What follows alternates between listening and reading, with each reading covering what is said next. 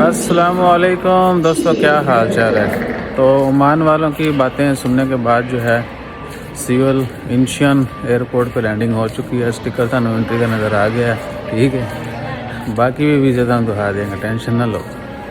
और क्या है, और बस सियोल घूमते हैं और जब थक गए सब्जियां खा खा के फिर जो है ना वापस आ जाएंगे।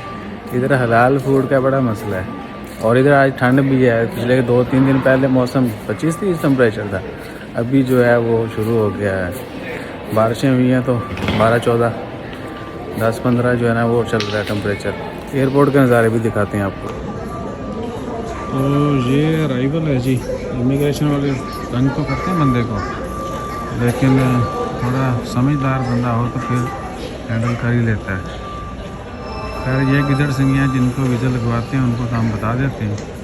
जो शाणे हैं उनको भी पता है।